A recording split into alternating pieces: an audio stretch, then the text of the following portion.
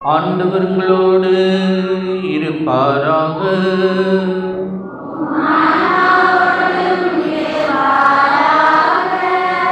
மத்தேயு எழுதிய பரிசுத்த நற்செய்தியிலிருந்து வாசகம்.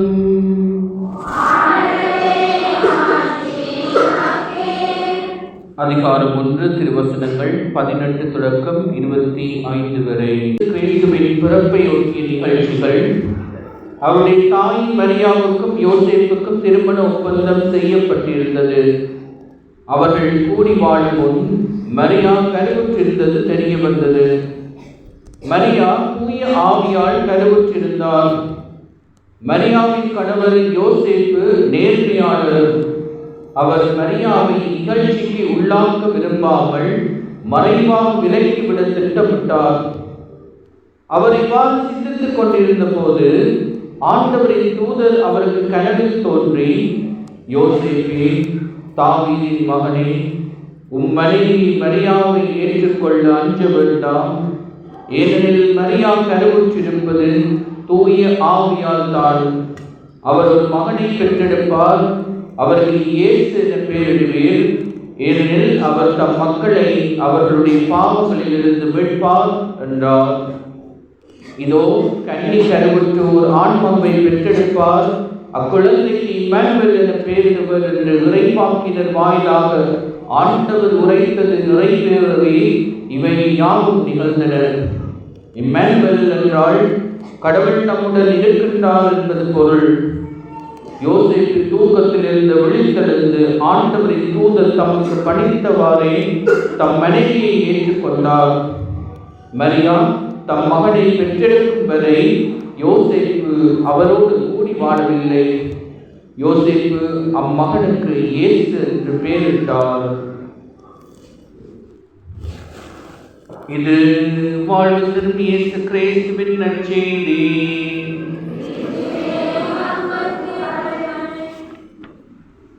கிறிஸ்து பிரியமானவர்களே, நீண்ட கால எதிர்பார்ப்பு, ஆயத்தங்கள் இவற்றின் பின்னில் நாம் இன்று ஆண்டவர் இயேசுவின் பிறப்பை மகிழ்ச்சியோடு கொண்டாட ஆண்டவருடைய சன்னிதானத்திலே ஒன்று கூடியிருக்கின்றோம். ஆண்டவருடைய பிறப்பின் செய்தி எங்களோடு பேசுகின்ற வார்த்தைகளுக்கு செவிமடுப்போம். இன்றைய முதல் வாசகத்திலே எசாயா இறைவாக்கினர் நூலிலிருந்து எடுக்கப்பட்ட அந்த வார்த்தைகள் நம்பிக்கையை தருவதாக, மகிழ்ச்சியை விதைப்பதாக அமைந்திருப்பதை நாங்கள் வாசிக்க கேட்டோம். துன்புறுகின்ற மக்கள் அவர்களுக்கு நம்பிக்கை ஊட்டுவதாக, அவருடைய கண்ணீர்கள் துடைக்கப்படும் என்ற அந்த நம்பிக்கை அவர்களுக்கு தரப்படுவதாக அந்த வார்த்தைகள் அமைந்திருக்கின்றது. இன்றைய இரண்டாம் வாசகம் திருத்தூதர் பணிகள் நூலிலிருந்து எடுக்கப்பட்ட அந்த வார்த்தைகள் ஆண்டவரை குறித்த அந்த வரலாறு, எவ்வாறு ஆண்டவருடைய பிறப்பு வரலாறாக அமைக்கப்பட்டது என்பதை சுருக்கமாக கூறுகின்ற வார்த்தைகளை இன்றைய இரண்டாம் வாசகம் உங்களுக்கு தரப்படுகின்றது. அதிலே திருமுழுக்கு யோவானின் பங்கு என்னவென்று வெளிப்படுத்தப்படுகின்றது. அவர் இயேசுவை சுட்டி காட்டுகின்ற, அடையாளப்படுத்துகின்ற கருவியாக செயல்படுகின்றார். பழைய ஏற்பாட்டை புதிய ஏற்பாட்டை இணைக்கின்ற ஒரு இறைவாக்கினராக திகழ்கின்றார் என்ற செய்தியும் எங்களுக்கு ஞாபகப்படுத்தப்படுகின்றது. இன்றைய நற்செய்தி வாசகம் பெரியதொரு பகுதி, ஆனால் அதனுடைய சுருக்க பகுதியை தான் இன்று உங்களுக்கு வாசித்து காண்பித்தேன். அந்த பெரிய பகுதியிலே சந்ததி அட்டவணை உங்களுக்கு தரப்படுகின்றது. அந்த சந்ததி அட்டவணையிலே ஆபிரகாம் முதல் தாவீது வரை சந்ததிகள் 14, தாவீது முதல் பாபிலோனுக்கு நாடு கடத்தப்பட்டவரை சந்ததிகள் 14, பாபிலோன் தேசத்துக்கு நாடு கடத்தப்பட்டதிலிருந்து இயேசு வரை சந்ததிகள் 14 என்று அந்த சந்ததிகளின் அட்டவணை எங்களுக்கு தரப்படுகின்றதையும், அதனைத் தொடர்ந்து இயேசுவின் பிறப்பின் செய்தி எங்களுக்கு சொல்லப்படுகின்றதை இன்றைய நற்செய்தி வாசகத்திலே நாங்கள் அறிந்து கொள்ளக்கூடியதாக இருக்கின்றது. அதிலே இம்மானுவேல் என்று கூறப்படுகின்ற அந்த வார்த்தை, இயேசுவை மையப்படுத்துகின்ற வார்த்தை, எங்களுக்கு சொல்லித் தருகின்ற செய்தி என்னவென்றால், கடவுள் நம்மோடு, கடவுள் எங்களோடு இருப்பதற்காக இந்த உலகத்திலே மனிதனாக பிறந்த அந்த மாபெரும் நிகழ்வை நாங்கள் இன்று கொண்டாடுகின்றோம், விழாவிற்கு பங்கெடுக்கின்றோம். அமெரிக்க பிரசிடென்ட் ஒரு முறை சொன்னாராம்,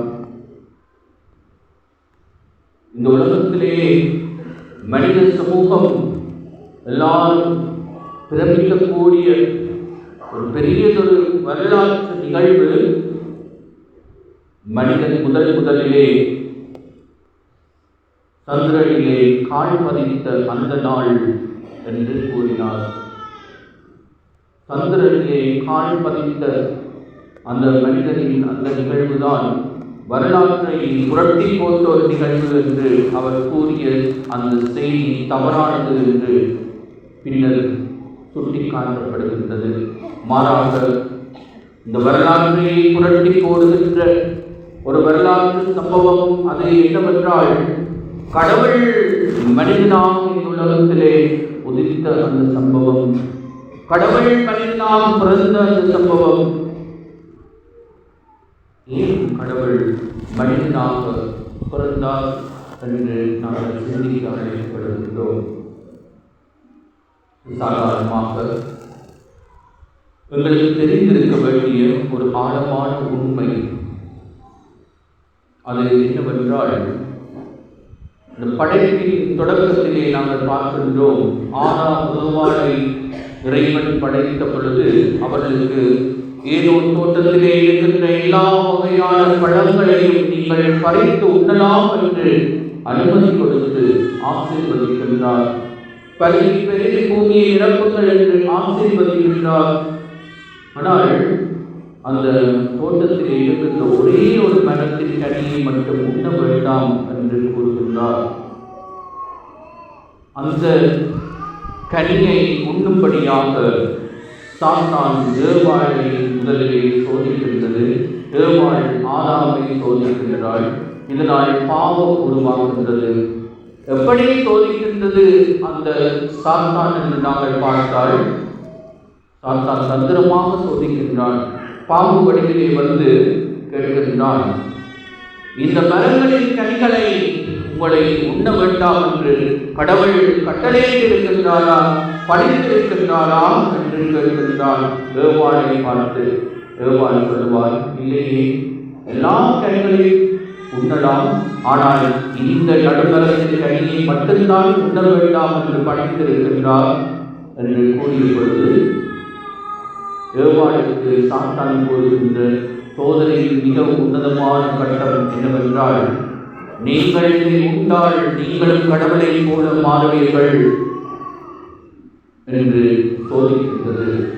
அந்த சோதனைக்கு உட்பட்டுத்தான் ஏவாள் முதல் மனுஷி இந்த உலகத்திலே பாவத்தை கட்டிக்கொள்கின்றாள். அதன்படியாக பாவம் உலகத்துக்குள்ளே புகுகின்றது. அதனுடைய கருத்து என்னவென்றால், மனிதன் கடவுளாக மாற நினைக்கின்றான். மனிதன் கடவுளாக மாற நினைத்த பாவத்தை போக்க கடவுள் மனிதனாக வர வேண்டிய தேவை இருந்தது. ஆகவேயால் கடவுள் குறித்த காலத்திலே வரலாற்றுக்கு உட்பட்டவராக இந்த உலகத்திலே எங்களை போன்ற மனிதனாக பெத்லகேமிலே மாற்றிக் கொள்வதிலே பிறக்க சித்தம் கொண்டார் என்று நாங்கள் அறிந்திருக்கின்றோம். 2000 ஆண்டுகளை தாண்டி நாங்கள் அவருடைய பிறப்பை ஞாபகப்படுத்தி கொண்டாடி மகிழ்கின்றோம். பெரியவர்களே, இப்படியாக இருக்கின்ற பொழுதுதான் ஒரு பெரிய ஒரு ஓவியன் அவன் சந்தோஷமாக இருக்கின்ற ஒரு காட்சியை அல்லது ஒரு மனிதனை பார்த்து வரைய வேண்டும் என்று ஆசைப்படுகின்றான். அவன் வீட்டிலே இருந்து கிளம்பி போய் 1 மாத காலமாக தேடித்திருக்கின்றான். முதலிலே அரசனிடம் போகின்றான். அடுத்ததான் இந்த நாட்டிலேயே சந்தோஷமாக இருக்கக்கூடியவர். அவர் ஒரு போரிலும் வெற்றி பெற்றிருக்கின்றார். ஆகவே அவரிடம் போவோம் என்று சொல்லி அங்கே போகின்றார். அங்கே போய் அரசனிடம் சொல்லுகின்றான், அரசே, நான் ஒரு பெரிய ஒரு ஓவியன், நான் சந்தோஷமாக இருக்கின்ற ஒரு மனிதனுடைய நிலையை காட்சிப்படுத்தி வரையலாம் என்று ஆசைப்பட்டு வந்திருக்கின்றேன். நீங்கள் நிச்சயமாக இந்த தருணத்திலே சந்தோஷமாக இருப்பீர்கள். ஆகவே உங்களை நான் வரைய அனுமதித்தார்கள் என்று கேட்ட பொழுது அவன் சொல்லுவான், ஐயோ, நான் சந்தோஷமாக இல்லை. ஏனென்றால் நான் என்னுடைய மனைவி மக்களை எதிர்பார்த்து காத்திருக்கின்றேன். அவர்கள் பயணம் சென்றிருக்கின்றார்கள். இது ஒரு நாடாக நினைத்தால் இந்த நாட்டிலிருந்து யாழ்ப்பாணத்துக்கு அவர்கள் போயிருப்பார்கள். சில நேரம் கடல் கொந்தளிப்பில் போதாமல் இருக்கும்.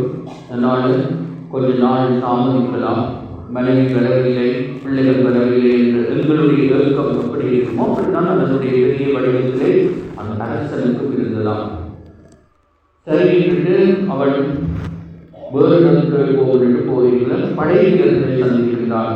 படை வீரர்களை சந்தித்து கேட்கின்றார், சரி, நீங்கள் பெரிய ஒரு வெற்றியை அனுபவித்து வருகின்றீர்கள், நீங்கள் நிச்சயமாக சந்தோஷமாக இருப்பீர்கள், உங்களுடைய சந்தோஷத்தை நான் வரைய ஆசைப்படுகின்றேன், எனவே எனக்கு சந்தர்ப்பம் தாருங்கள் என்று கேட்கப்பொழுது அவர் படை வீரர் சொல்லுகிறார்கள், இல்லை இல்லை, நாங்கள் முதலிலே எங்களுடைய குடும்பத்திலே போய் இந்த மகிழ்ச்சியை பகிர வேண்டும், அப்பொழுதுதான் உங்களுக்கு மகிழ்ச்சி என்று எங்களுக்கு நேரமில்லை என்று சொல்லி அவர்கள் போய்விடுகின்றார்கள். இப்படியாக காலம் கடந்து போகின்றது.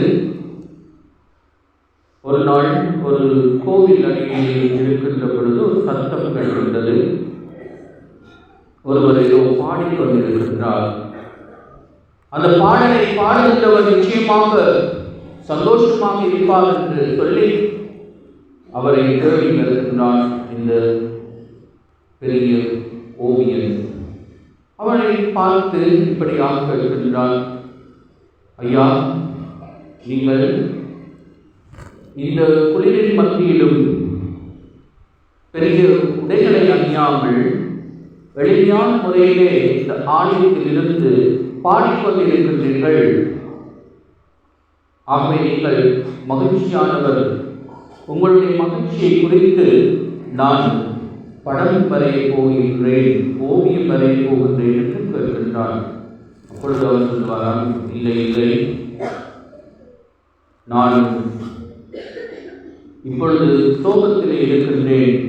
என் மனைவி மக்கள் என்னை பிரித்து உதறிவிட்டார்கள்.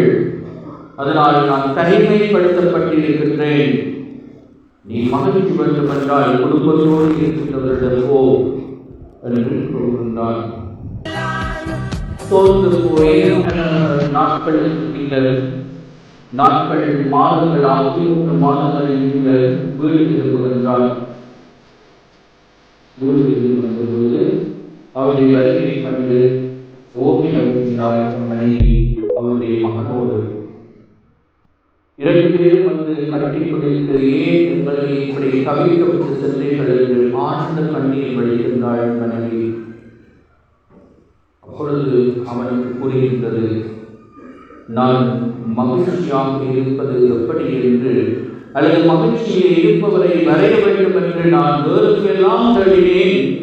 கடைசியிலே அவர்கள் மூலமாக சொன்ன செய்தியும் நான் அனுபவிக்கின்ற செய்தியும் குடும்பத்தில் தான் மகிழ்ச்சி இருக்கின்றது. ஆகவே குடும்பத்திற்கு செல்ல வேண்டும். அந்த அரசனும் அப்படித்தான் சொன்னான், படைவீரர்களும் அதைத்தான் சொன்னார்கள், அந்த ஏழையும் அதைத்தான் சொன்னான், குடும்பத்தில் இருக்கின்றவரிடம் போய் கேளுங்கள் என்று. அப்பொழுதுதான் எங்களுக்கு தெரிய வருகின்றது, எங்களுக்கு ஞானம் பெறுகின்றது. நாங்கள் மகிழ்ச்சியை வெளியே தேடுவதற்கு முன்னர் குடும்பத்தில் இருக்கின்ற ஒவ்வொரு அங்கத்தவர்களும் ஒருவர் மற்றவரை மகிழ்ச்சிப்படுத்துவதிலே, ஒருவர் மற்றவருடைய துன்பத்திலே கரம் கொடுப்பதிலே மகிழ்ச்சியை காண வேண்டும், காண முடியும் என்ற உண்மை பேருண்மை புலப்படுகின்றது. தெரியுமானே, ஆகவே இந்த மகிழ்ச்சியை நாங்கள் இன்று விழாவாக எடுக்க முனைகின்ற பொழுது அந்த மகிழ்ச்சி எங்களுடைய குடும்பங்களில் இருந்தே தோன்ற வேண்டும். அப்பொழுதுதான் அது உண்மையான மகிழ்ச்சியாக இருக்க முடியும்.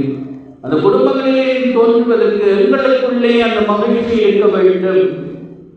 அதற்காகத்தான் ஆண்டவர் இயேசு எங்களை வருகின்றார். அன்று எங்கள் எல்லோருக்கும் தெரிந்த சம்பவம், பெத்லகேமிலே மாட்டுத் தொழுவத்திலே ஆண்டவர் பிறப்பதற்கு காரணம், அங்கே அவருக்கு இடம் கிடைக்கவில்லை. போகின்ற இடங்களை எல்லாம் அங்கே ஏற்கனவே ஆட்கள் வந்து நிரம்பி இருந்தார்கள். அது சென்சஸ், மக்கள் கணக்கு தொகை எடுக்கின்ற காலம், அவரவர் தங்களுடைய ஊருக்கு செல்ல வேண்டிய காலம். அந்த காலத்திலே முந்தி அழைத்துக் கொண்டு தங்களுடைய ஊருக்கு சென்றவர்கள் உறவுகளுடைய வீடுகளை நிரப்பி விடுகின்றார்கள். அதனால் அங்கே இடம் இல்லை. நிறை மாத கட்டினி தாயாக மெதுமெதுவாக வந்த அந்த சூசியப்படும் அன்னை மரியாதை அங்கே இடமின்றி தவிக்கின்ற நிலையை நாங்கள் பார்க்கின்றோம். ஒவ்வொரு வீடாக கட்டுகின்றார்கள், அங்கே இடமில்லை என்று அனுப்பப்படுகின்றார்கள். இன்றைக்கு அந்த சம்பவம் எங்கள் மத்தியிலே நடக்கின்றது. இந்த மகிழ்ச்சியையும் அமைதியையும் மண்பையும் தரவல்ல ஆண்டவர் எங்கள் ஒவ்வொருவருடைய இதயத்தின் வாசலையும் தட்டிக் கொண்டிருக்கின்றார். தனக்கு அங்கே பிறப்பதற்கு இடம் இருக்குமா என்று தட்டுகின்றார். எங்களுடைய இதயத்திலே நாங்கள் தேவையற்ற விடயங்களை நிரப்பி வைத்திருக்கின்றோம். பெரியமானவர்களே, ஆண்டவருக்குரிய இடத்தை கொடுக்க நாங்கள் தவறி இருக்கின்றோமா என்று சிந்தித்து பார்ப்போம். கடந்த கால கவலைகளினாலும் எதிர்காலத்தின் எதிர்பார்ப்புகளினாலும் பயன்களினாலும் இன்னும் நோய்களின் வருத்தங்களினாலும் கடன் தொல்லையின் சோர்வினாலும் இன்னும் பல்வேறு விதமான துன்பங்களை, துயரங்களையும், பழிவாங்குகின்ற உணர்வுகளையும், மன்னிக்க முடியாத தன்மைகளையும் எங்களுடைய இதயத்திலே சேர்த்து வைத்திருப்பதனாலே இதயத்திலே ஆண்டவர் இயேசு பிறப்பதற்கு இடம் கொடுக்க நாம் சில வேளைகளிலே தவறிவிடுகின்றோம். ஆகவே ஆண்டவர் என்று வேறெங்கும் அல்ல, நாங்கள் வைக்கின்ற கொடிகளில் அல்ல, மாறாக எங்களுடைய இதயத்திலே பிறக்க ஆசைப்படுகின்றார். கொடிகள் எல்லாம் ஒரு அடையாளம் தான். பிரியமானவர்களே, இந்த ஆடை கூட ஆண்டவருடைய தரிசனத்தின் அடையாளமாக இருக்கின்றது. எங்களுக்குள்ளே ஆண்டவர் தரிசனமாக இருக்க விரும்புகின்றார். நாங்கள் ஆண்டவர் வாழும் கோயில்களாக இருக்க ஆசைப்படுகின்றார். எப்படி அன்னை மரியாள் தன்னுடைய உதரத்திலே ஆண்டவர் இயேசுவை தாங்கி செல்லுகின்ற பொழுது எலிசபெத் அம்மாளும், ஏன் அவளுடைய வயிற்றில் இருந்த திருமலுக்கு யோவானும் பரிசுத்தாவினால் நிரம்ப பெற்று மகிழ்ச்சியை அனுபவித்தார்களோ, அதே போன்று நாங்கள் அனுபவிக்கின்ற அந்த மகிழ்ச்சியை, எங்களுக்குள்ளே இருக்கின்ற இயேசுவின் மகிழ்ச்சியை, அந்த நல்ல செய்தியை மற்றவர்களோடு நாங்கள் பகிர்ந்து கொள்ள அழைக்கப்படுகின்றோம், எதிர்பார்க்கப்படுகின்றோம். பெரியமானவர்களே, எவ்வளவு தூரம் நாங்கள் அதை செய்கின்றோம் என்று சிந்தித்து பார்ப்போம். மற்றவருடைய தேவைகளிலே நாங்கள் எவ்வளவு தூரம் கடன் கொடுக்கின்றோம் என்று சிந்தித்து பார்ப்போம். முக்கியமாக எங்களுடைய குடும்பங்களிலே சிந்தித்து பார்ப்போம். குடும்பங்களில் இருந்துதான் அது வெளியே வர வேண்டும். குடும்பத்திலே ஒருவரை நாங்கள் கவனிக்காமல் விட்டுவிட்டு, குடும்பத்திலே ஒருவரை புறக்கணித்து விட்டுவிட்டு நாங்கள் வேறு இடத்திலே வேறொருவருக்கு உதவி செய்ய நினைப்பது பொருத்தமானது அல்ல. பிரியமானவர்களே, ஆகவே எங்களுடைய மகிழ்ச்சி, எங்களுடைய அமைதி, எங்களுடைய அன்பு எங்களுக்குள்ளே இருந்து அப்படி பிரகாசித்து பரவ வேண்டும். அதுதான் உண்மையானது, நிலையானது. அதுதான் எங்களை மீட்க வருகிறது. பிரியமானவர்களே, சிந்தித்து பார்ப்போம். ஒரு முறை இப்படித்தான் ஒரு கிறிஸ்துமஸ் காலத்தில் ஒரு அப்பா அம்மா 2 மகன்கள் இருந்தார்கள். இப்போ கிறிஸ்துமஸ் காலத்துல அவர்களுடைய குடும்பமே ஒரு டெய்லர் குடும்பம். சரியா? குடும்பமே டெய்லர் குடும்பம்னா கிறிஸ்துமஸ் காலத்துல நல்ல உடைகள், ஏராளமான உடைகள் தைப்பதற்காக ஏராளமான மக்கள் வந்து குவிக்கின்றார்கள். அந்த கிராமத்திலே அவர்களுக்கு பெரிய டிமாண்ட். அவை நிறைய தையலுக்கான உடைகள் இருக்கின்றது. நாட்டை ஒருவர் பின் ஒருவராக கூடுதலாக தந்தை கூடுதலான நேரத்தை செலவு செய்து அவர்களுக்காக உடைகள் எல்லாம் தைத்து கொடுக்கின்றார். மற்றவர்களும் அவர்களுக்கு தமிழாலான உதவிகளை செய்கின்றார்கள். இப்படியெல்லாம் ஒருவருடைய தேவைகள் எல்லாம் செய்து முடித்து கடைசியிலே மனைவி 2 பிள்ளைகளுடைய உதவிகள் கூட அவர் தைத்து முடிக்கின்றார். புறதாக பார்க்கின்றால் தனக்கு உடுப்பு எடுக்கையில் அல்லது தைக்கையில் சொல்லிட்டு பார்க்கின்ற பொழுது அவருக்காக தைப்பதற்கு அங்கே நேரம் இல்லை. உடனே சரி ரெடிமேடாக எடுப்போம்னுட்டு அடுத்த நாள் காலம்புற பூசல், சாம்பு பூசல். அப்போ என்ன செய்யறதுன்ட்டு ரெடிமேடாக எடுப்போம்னுட்டு போய் இதெல்லாம் நிறைய கடைகள் இருக்குது. புதுசு புதுசாக சீசன் கடைகள் வந்து எனக்கு எப்படி நடுத்தீவில் வந்திருக்கிறதோ அதுபோல் அங்கேயும் வந்துருக்கு. இப்போ அவர் அங்கே போய் எனக்கு ஒரு ஷர்ட்டும் ஒரு ஜீன்ஸும் எடுத்துருந்தார். எடுத்துகிட்டு வந்து பார்த்தா இன்னைக்கு வந்து போட்டு பார்க்குறேன், ஷர்ட் ஓகேயாக இருக்குது. ஜீன்ஸ் வந்து பொதுவாக உங்களுக்கு தெரியும், ஜீன்ஸ் வந்து பெருசாக தான் இருக்கும். இப்போ பெருசாக இருக்குது. உடனே என்ன செய்யலாம், சரிட்டு அவர் நேரம் போது அவருக்கு அவசரமாக போய் வந்து அப்படி பூசைக்கு போட்டால் கணக்கு டைம். உடனே மனைவி சொல்ற என்ன சொல்லியிருக்கார், மனைவி இங்கே இருங்கோ அப்படின்னு சொல்லி அது ஐஸ் வச்சு தெரிந்தால் அண்ணி அப்படின்னு சொல்லி கூப்பிட்டு சொல்லுவாராம், இந்த ஜீன்ஸ் கொஞ்சம் பெருசாக இருக்குது, கொஞ்சம் மடிச்சு தச்சு வை என்று சொல்ல, நாளைக்கு கலாச்சாரம் சொல்றது யார்? அப்போ அதுவே எனக்கு நேரம் தெரிவித்து அவன் போயிடுவான். இப்போ சரிட்டு மூத்த மகன்கிட்ட சொல்லுவேன், தம்பி நாங்கள் அவசரமாக போக வேண்டியது நான் தெரிவித்தானே, என்னுடைய உதவிக்காக நான் இன்றைக்கு டெய்லி ஜீன்ஸ் எடுத்திருக்கிறேன், ஷர்ட் சரியாக இருக்குது, டெய்லி ஜீன்ஸ் பெருசாக இருக்குது, அதை கொஞ்சம் மடிச்சு தச்சு வை. நான் இதுதான் நேரத்துக்கு போகணும், பெருசெல்லாம் வருவாங்க, அவன் எனக்கு ஏறினா அவன் போயிடுவான். மனித மகன்கிட்ட சொல்லுவார், மாறி எனக்கு இந்த உதவியை மட்டும் செய்ய சொல்றார். நான் ஃப்ரெண்ட்ஸை வீட்டில் போகணும், எனக்கு டைம் இல்லை. சரின்ட்டு நான் நடக்கிறது சரி மடிச்சு சுருட்டி கொண்டு போவோம் என்று சாப்பாடு அதை ஸ்டூலில் வச்சுட்டு அவர் போய் இருக்க போகிற அவரெல்லாம் பார்த்துட்டு கணக்காக பூஜைக்கு நேரத்தில் வந்து குளிச்சு போட்டு ஜீன்ஸை போடுவோம்னு பார்த்தா ஜீன்ஸ் பார்த்தா காய்ச்சலியாக இருக்குது. ஓட்டினான், அதுவும் பெருசாக என்ன காய்ச்சலியாக வந்ததுன்னு சொல்லி பார்த்தா மனசி பார்த்துருக்கா. சரி இந்த வெயிலெல்லாம் முடிஞ்சு பாவம் புருஷன் கேட்டது, அதுவும் செல்லமே கேட்டது, பட்டாயத்தை கொடுப்போம்ட்டு அவர் 2 இது மனசு தயாரிச்சிருக்கார். பிறகு மூத்த மகன் வந்திருக்கான். அவன் பார்த்தான், அப்பா கேட்டவர் நான் அவசரத்தில் போயிட்டேன், எடுத்தானே, அப்பா உங்களுக்கு எல்லாம் உதவி செய்வதானே, சரி நான் மனசு தச்சு விடுவோம்ட்டு அவன் இன்னும் கேட்டது மனசு அடிச்சுட்டாங்க. இப்போ பிறகு பார்த்தா மற்ற மகன் வந்திருந்தான். அவன் பார்த்துட்டு அப்பா கேட்டவர்கிட்ட அவன் மனசு அடிச்சுட்டார். கடைசியாக ஜீன்ஸ் ஷார்ட்டாக போயிட்டு சரியா நல்லா 2 பிள்ளைகள் இருந்தால்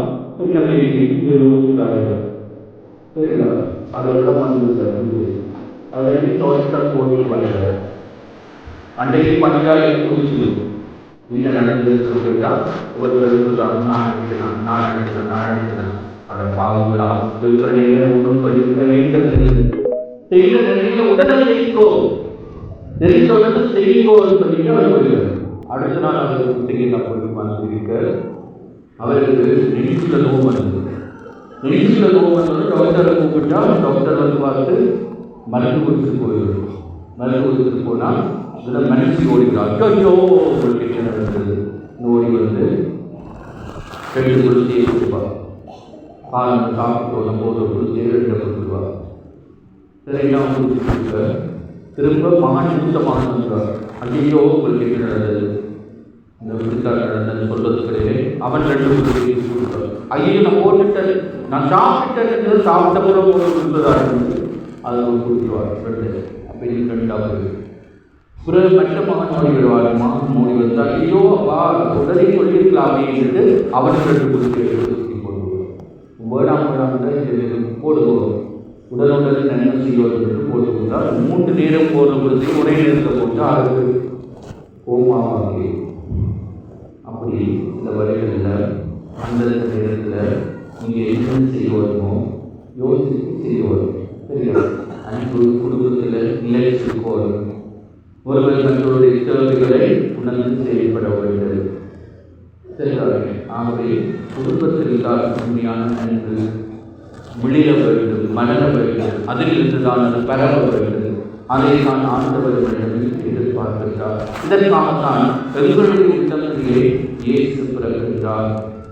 இம்மானுவேல் என்றால் கடவுள் நம்மோடு, நாங்கள் கடவுளோடு இருக்கின்றோமா? We wish you a Merry Christmas. We wish you a Merry Christmas. We wish you a Merry Christmas and a Happy New Year.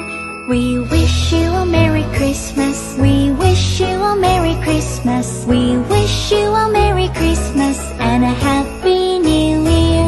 We wish you a Merry Christmas. We wish you a Merry Christmas. We wish you a Merry Christmas and a Happy New Year. We wish you a Merry Christmas. We wish you a Merry Christmas. We wish you a Merry Christmas and a Happy New Year. We wish you a Merry Christmas. We wish you a Merry Christmas. We